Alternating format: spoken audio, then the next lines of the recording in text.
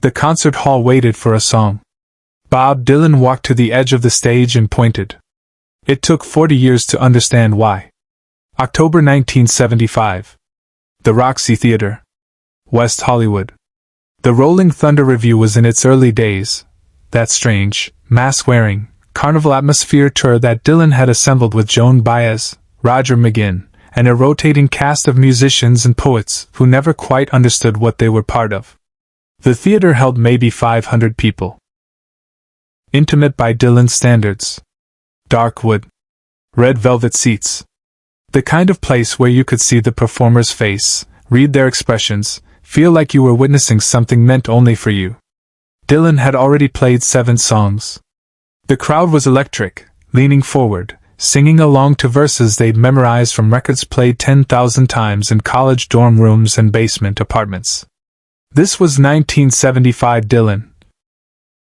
Wild curly hair, white face paint from earlier in the show now smudged and fading, acoustic guitar slung across his body, harmonica holder around his neck. He'd just finished. Simple twist of fate. The final note hung in the air. The audience began to applaud, that roar of approval that Dylan had heard for over a decade, the sound that once meant everything and now meant almost nothing. But Dylan didn't acknowledge it. He didn't nod. Didn't smile that crooked half-smile he sometimes offered. He stood completely still, one hand resting on his guitar, the other hanging at his side. The applause died down. The audience waited for the next song. They always waited. Dylan always delivered. Except tonight he didn't. Instead, Bob Dylan took 3 slow steps toward the edge of the stage. Not the center where the microphone stood. Not stage left where his band waited. The far right edge, where the stage met darkness, where the spotlight barely reached. He stopped at the very edge. His boot touched the wooden lip where stage became air. 500 people watched in silence, confused but patient. This was Dylan. He did strange things. He'd gone electric at Newport. He'd recorded self-portrait. He wore white face paint. Strange was expected. Dylan raised his right arm slowly, extended his index finger, and pointed directly down into the audience. Not a general gesture toward the crowd. Not a wave or acknowledgement. A specific point. At someone. At a single person sitting in the darkness beyond the lights. The theater held its breath. Dylan didn't explain himself. He never did. Backstage before the show, Dylan had been unusually quiet. The Rolling Thunder Revue was chaos by design, musicians drinking, poets arguing, hangers-on trying to understand what this whole thing was supposed to be. But Dylan had sat alone in the corner of the dressing room, acoustic guitar in his lap, not playing, just holding it. Roger McGuinn had walked over. "You okay, Bob?" Dylan didn't look up. "You ever think about the ones who didn't make it?" "What do you mean?" "The musicians. The ones who were just as good. Maybe better. They just didn't make it. Wrong place. Wrong time. Wrong face. They're out there somewhere, playing bars, teaching guitar lessons, working day jobs." McGuinn didn't know what to say to that. Nobody ever really knew what to say to Dylan when he got philosophical. "There was a guy," Dylan continued, his voice quiet, almost talking to himself.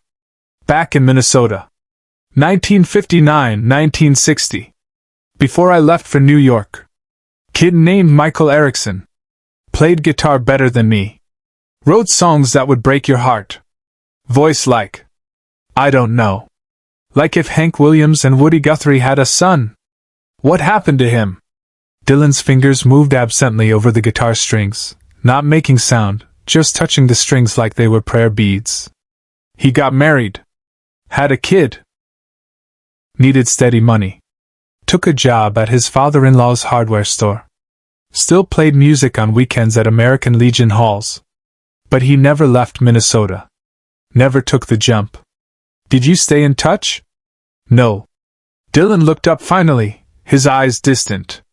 "I left. I went to New York. I became this." He gestured vaguely at himself, at the dressing room, at the whole machinery of fame that surrounded him. And Michael Erikson stayed in Duluth and sold hammers and played your cheat and heart for people who weren't really listening. That was his choice, Bob. Was it? Dylan set the guitar aside. Or was it just that someone had to stay? Someone had to live the normal life so someone else could live this one. The stage manager knocked. 5 minutes, Mr. Dylan. Dylan stood up. I wonder if he's still playing. I wonder if he remembers me. He walked to the stage without another word.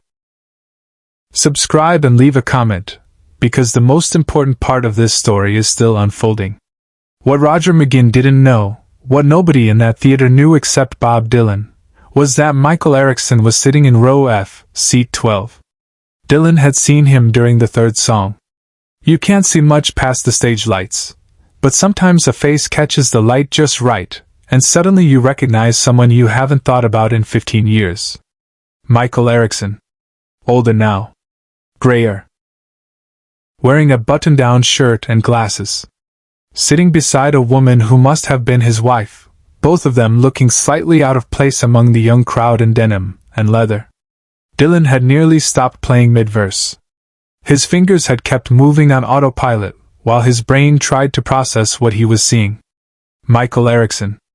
The kid from Duluth who could play Karina, better than anyone Dylan had ever heard. The one who should have made it but didn't. The one who stayed. For the next 4 songs, Dylan couldn't stop thinking about it. Why was Michael here? Did he recognize Dylan? Of course he did. Everyone recognized Bob Dylan. But did Michael remember the kid he used to be? The Robert Zimmerman who used to watch Michael play at the 10 o'clock Scholar in Dinkytown and think, I'll never be that good. Did Michael resent him? Did he wonder why Dylan got to be Bob Dylan while he got to be the guy who sold paint at Erikson Hardware? Or had Michael made peace with it all? Was he happy? Was selling hammers and playing Legion halls enough? Could it be enough? Dylan had to know. So when Simple Twist of Fate ended, when the audience applauded and waited for the next song, Dylan made a choice that nobody expected. He walked to the edge of the stage. And he pointed.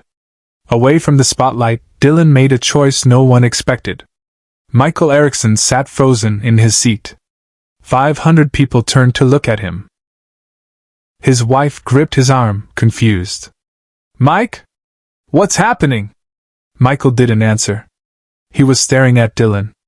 At Bob Dylan.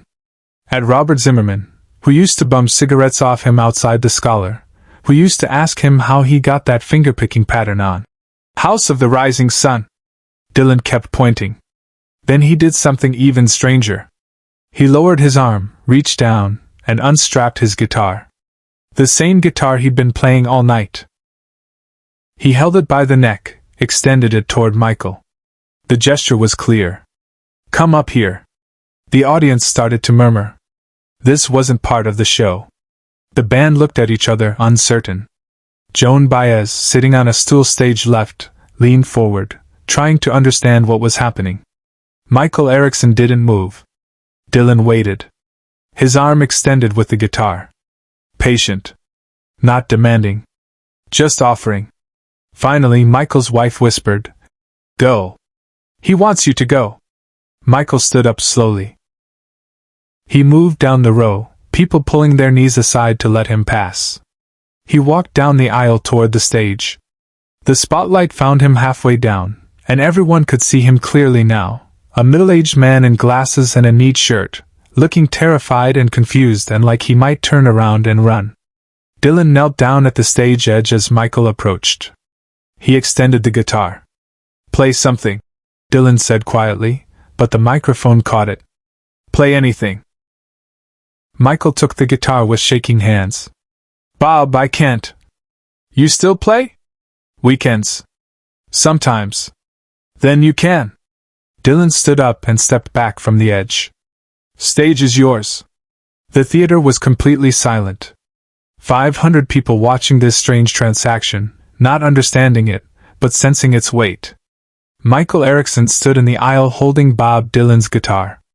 A man who'd chosen one life over another. A man who'd played music in the shadows while his friend became a legend. A man who'd made peace with obscurity. And now the stage was his. He climbed the 3 steps to the stage. Dylan gestured to the microphone. Michael walked to it slowly, adjusting the guitar strap, his fingers finding the familiar shape of the instrument. I don't know what to play," Michael said into the microphone. His voice was steady but quiet. Not a performer's voice. A teacher's voice. A hardware store clerk's voice. "Play what you used to play," Dylan said from behind him. "Play the one about the river." Michael's eyes closed briefly. The one about the river. A song he'd written in 1960. A song about leaving and staying and watching the Mississippi flow past Duluth while you decided which kind of person you were going to be. He'd played it exactly once for Bob Zimmerman, late at night at a party, both of them drunk on cheap beer and dreams. He hadn't played it since. Hadn't even thought about it in years. His fingers found the opening chord. Muscle memory 15 years old. And Michael Erikson played. It was rough at first. His voice cracked on the first line. His fingers fumbled the transition to the second chord. But then something happened. The song remembered itself. His hands remembered. His voice found the melody. The song about the river. About staying in Duluth. About watching someone else leave to become everything you dreamed of being. About making peace with the life you chose instead. The theater listened in reverent silence. This wasn't Bob Dylan. This wasn't a famous voice. But it was true. It was real. It was a song written by someone who'd lived every word of it. When the last chord faded, nobody applauded. The silence held. Sacred. Michael handed the guitar back to Dylan. Their eyes met. 15 years of separate paths crossed for one moment. "You got good," Dylan said quietly. "You got famous," Michael replied. Dylan smiled slightly. "Different paths. Same music." What followed stayed with everyone who witnessed it, long after the sound faded. Michael Erikson walked off the stage and back to his seat. Dylan didn't say anything else. He strapped his guitar back on and played 3 more songs to finish the set. The show continued. The Rolling Thunder Revue rolled on to the next city. But something had shifted. The people in that theater that night would talk about it for decades. Not about the famous songs Dylan played. About the unknown man who'd been given the stage. About the gesture of recognition. About what it meant that Bob Dylan, had stepped aside for someone nobody had ever heard of. Michael Erikson went back to Duluth. Back to the hardware store.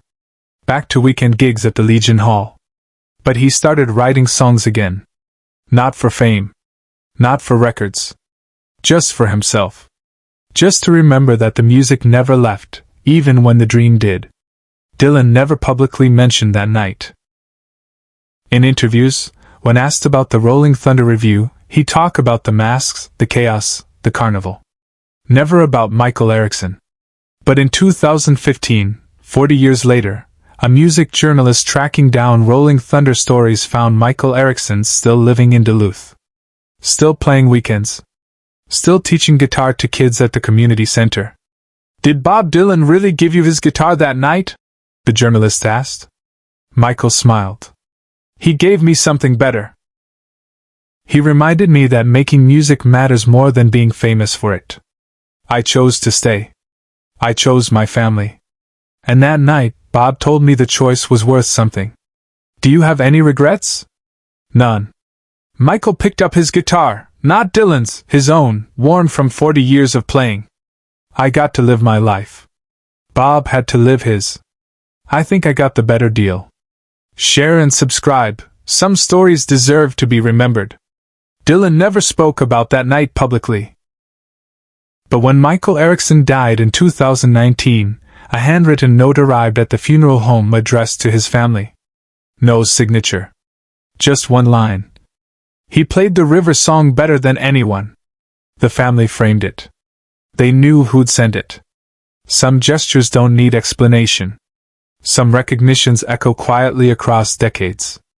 Bob Dylan walked to the edge of the stage and pointed because some people deserve to be seen, even if only for one song, even if only once. That's enough.